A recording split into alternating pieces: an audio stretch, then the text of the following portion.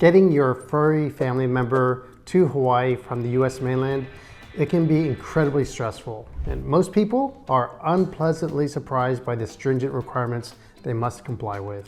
Top it off, there are many nightmare stories from pet owners who've moved here and didn't realize what was involved, causing a whole lot of stress. So today's video is all about this topic.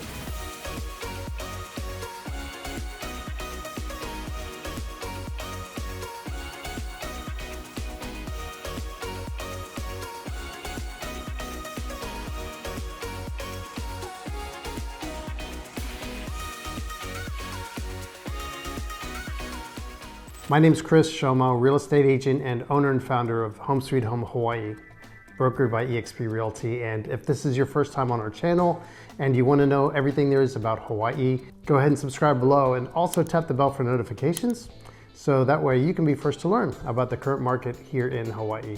So today we're diving into the step-by-step process of bringing your pet from the US mainland to Hawaii. Hawaii, you've probably heard, or maybe you don't know, it has strict animal quarantine laws to protect the unique ecosystem here.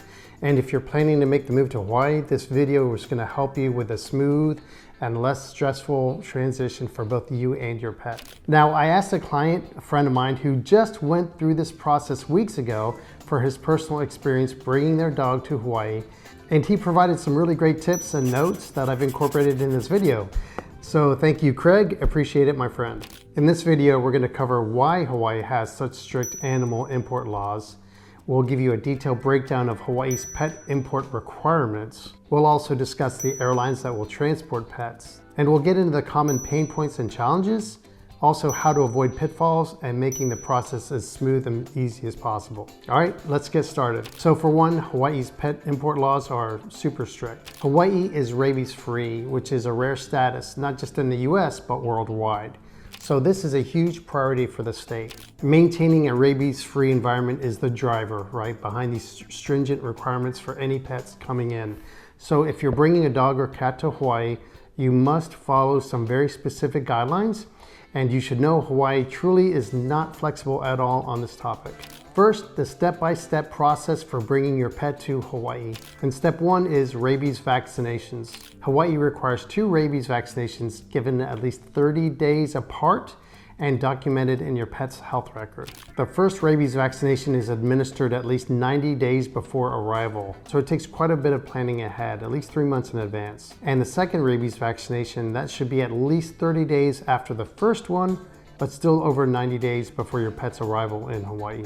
Make sure your vet includes the vaccination details in your pet's health records. Now, it's important to note that most mainline vets do rabies vaccines on continuing patients every 3 years. So another typical schedule might be that your dog had a vaccine in the last year and a prior vaccine 3 years before that. That meets the 90 to 30 day requirement. So most folks then would likely get a vaccine 30 or so days prior to travel, and then just ask their vet to include a signed document that shows a prior vaccine a couple years back. But make sure to get a blue ink original signature because that's what they like. And step 2 is the microchip requirement. Your pet must be microchipped for identification, and this step is mandatory and it's got to be done before the rabies titer test. Make sure that the microchip ID matches the one in your pet's vaccination records, especially if you have more than one pet. And if the microchip can't be read at the airport, then your pet's going to face a longer quarantine period, so make sure, double check that it's matching, and also make sure that it's working correctly. Now, step 3 is the rabies titer test. Once your pet is microchipped and vaccinated, then the next step is the rabies titer test. The titer test is just a blood test that measures the rabies antibodies in your pet system, and it's really to prove the effective immunity of the vaccines. Then there's the FAVN report. And the FAVN report, this is a form that's used for this titer test. So when do you take this test? At least 30 days after the second rabies vaccine. And next, it's got to be an approved lab. The test must be sent to one of only 4 approved labs, and that's Kansas State University, a lab at Auburn University, a lab at University of Missouri, or the DoD laboratory for our military families. These are the facilities, only 4 of them, that are recognized by Hawaii's Animal Quarantine Station. Now be aware that these facilities can have seriously long delays, And right now they say the delay is as long as 1 to 2 months. Now, once you receive a passing test result, your pet is finally eligible for the direct airport release. They call that the DAR. And it's a 5-day or less quarantine program, which I'll explain next. Okay, and step 4 is choosing the right quarantine program. Hawaii offers several options for pet quarantine, and it'll be helpful for you to read through the Hawaii Department of Agriculture, which is Form AQS 279, dog and cat import form, ahead of time. But the most common programs are the direct airport release, which is DAR, and with proper preparation, your pet can avoid a lengthy quarantine and be released directly at the airport. So the cool thing about this is your pet will only have to undergo inspection upon arrival, but this option requires that you have all your paperwork completed and on file already at the Hawaii facility at least 10 days prior to the pet's arrival. Now, if you have all the paperwork in hand, but it's not all on file with the Department of Agriculture, then you just present it at the Honolulu airport and pay a larger fee. If this is what you're going to be doing, it's a good idea to get there more than a few minutes early and get all the paperwork approved. So once your pet arrives, then things move quicker. But keep in mind, it does take up to like an hour and a half after your flight arrival before your pet shows up. Then there's the 5-day or less quarantine. If you miss any steps, the 5-day or less quarantine is a great backup, but it requires way more planning and may add more costs. So check out the map on the screen here, and this is the on-site pickup where you're gonna need to go. And just FYI, you can actually just park there on the side street right in front of their door and wait. Now, as far as fees go, there's what they call a direct airport release fee, and that's about $185. While the 5-day or less quarantine is going to cost about $250. I think it's $244. So step 5 is a health certificate. So your pet will need a health certificate issued by a licensed vet no more than 10 days before travel. Now, this certificate isn't just specific for Hawaii. You actually have to do this for any domestic air transport of a pet. So step 6 is airport coordination and flight arrangements. Most airlines actually have a management group that assists in cargo in general and pets in particular. You'll definitely want to get in touch with this group and ask any questions that you might have.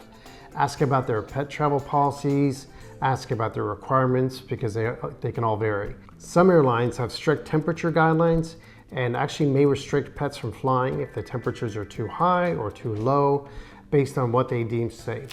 For example, Hawaiian Airlines requires the local temperature to be between 45 degrees and 85 degrees, and that applies for the origin, the destination, any locations where there are going to be layovers. So the time of year actually does matter, as the airline pretty much makes a game time decision at the time you bring your pet for travel. Speaking of airlines, let's talk about the airlines that will transport pets. Several airlines transport pets from the US mainland to Hawaii, and each has specific requirements and fees. So it's really important to verify on the airline's website before booking, right? And the airlines can make changes at any time. Hawaiian Airlines, for example, is really popular, but they only fly out to certain airports. So to simplify it, it can be really helpful for you just to Google best airline pet carriers. Also, each airline has their own restrictions on the size of the pet carrier, and the carrier sizes are linked to the size of your pet. So you'll want to look up on the size chart here on the airline's website. The friend that I mentioned at the beginning who shared his recent personal experience with me said that they used a United Airlines size chart and went to board on Hawaiian Airlines, and Hawaiian Airlines actually rejected the cage. They said it was too small for their size dog, so they had to actually get another carrier and reschedule their flight. So please don't let that happen to you. One more note before I give the short list of airlines is this. In order for larger dogs to be allowed in cabin, they have to be support animals. The larger pets, they typically travel in pressurized cargo areas for the airlines that will transport them. So I'll go through the list of airlines briefly here for you. First up is American Airlines. In cabin, they only allow small cats and smaller dogs and are allowed in cabin if they meet size, age, and destination requirements. Pets can't travel in cargo hold to Hawaii. The fees for American Airlines are $125 each way for in-cabin pets. Their requirements are your pet and the carrier must meet their airline size and weight limits, and pets must remain in carriers under the seat during the flight. So again, that's American Airlines. Now, Hawaiian Airlines, which was recently purchased by Alaskan Airlines, they're similar but a little different. In-cabin only allows small pets that fit comfortably in an approved carrier under the seat. As far as checked baggage, Hawaiian only accepts dogs, cats, and household birds as checked baggage. Hawaiian Airlines also has a direct release requirement. So what this means is upon arrival, Hawaiian Airlines actually requires passengers with pets to be escorted to the animal quarantine facility. The fees are also $125 in cabin for pets each way. Checked pet fees vary depending on the weight and the location. My friend actually had to pay $650 for his large dog to fly in the cargo hold. Now, Alaska Airlines allows small pets in cabin and larger pets in the cargo hold, and breed restrictions apply. So their fees are only $100 per pet for in cabin, but additional fees apply for cargo transport. So their requirements, they follow strict kennel size and pet documentation guidelines, especially for pets going into cargo. So you're gonna have to check the website for larger pets flying in cargo hold. Each airline has specific requirements that can change really at any time. So again, it's important to confirm details with the airline before booking to avoid surprises. So next, let's cover some pain points and challenges for pet owners. It's not nearly as difficult as it was a few years ago, but there have been plenty of really tough experiences and situations that really you don't want to find yourself in. So what I'd like to quickly do for you right now is just break down some common pain points to help you prepare. Time and cost. The process can be lengthy and expensive. So remember, you've got the rabies vaccinations, you've got titer test, you've got health certificates, airline costs, and then the quarantine fees. All of these add up. Additionally, if you've missed any of these steps, it can really delay your pet's release and increase more costs. And number two, you've got the strict timelines, right? So all steps must be carefully timed. So unfortunately, even a single miscalculation in scheduling your rabies vaccinations or blood tests, for example, this can extend your pet's quarantine period. So it's really crucial to understand the timeline and just plan carefully. And number three, we have airline limitations. So airlines have restrictions on pet travel, like we mentioned. Some airlines limit pet travel during certain seasons, or if the weather is too cold or too hot. And you know, it's crucial to figure this out in advance and coordinate with the airline to avoid last minute surprises. And then at number four, we have quarantine anxiety. For pets that don't meet the DAR requirements, staying in a quarantine facility can be pretty stressful. So it's really not a concern of safety, as the facilities in Hawaii, they're safe, but it can be a really difficult adjustment for your animals to be in an environment so different from home and apart from your family. And number five is communication gaps. Coordinating between your vet, the lab, the Hawaii Animal Quarantine Station, and the airline, it can get challenging. There's often paperwork delays, and some owners find it really stressful to navigate different policies and guidelines from these entities. So with that in mind, let's talk about some tips for a smooth transition for you. Number one, just start early. Begin preparations at least 6 months before your move, and this will give you time to complete all steps. It'll allow for delays like the 1 to 2 month delay with the labs, handling the rabies titer test, and just deal with any last minute surprises. So the second thing is double check your records. You want to make sure your vet includes all details in your pet's health records, and that includes the microchip ID, the rabies vaccine dates, and the rabies titer test results. And don't forget, for number three, contact the quarantine station. So reach out to the Hawaii Animal Quarantine Station directly if you have any questions. And you know, they can provide guidance and clarify requirements specific to your pet. And four, not many people think about this, but you might want to think about practicing crate training. So if your pet is not used to the crate, you know, start training months before travel. It'll really reduce the stress during the flight. And the fifth thing we have to recommend for you is to plan ahead for your pet care when you arrive. Although this is probably unnecessary in most cases, for the pets that are like really sensitive, this might be important, especially if you're going to be caught up in dealing with your move. Arrange someone to assist with pet care once you arrive if it's needed, because after a long journey, pets might need some extra care and comfort to adjust to their new surroundings. Now, after all that, if you get through your research and it seems overwhelming, you may have the option in your city to use a concierge vet service to take care of the travel health certificate especially. They can take over a lot for you, from getting the documents from the lab to the vet visit to making flight arrangements. It'll cost you a chunk, somewhere in the range of like $600. And of course, that's based on some different factors. But it could be well worth it to you, because many local mainland vets don't know the ropes of this process of moving a pet to Hawaii.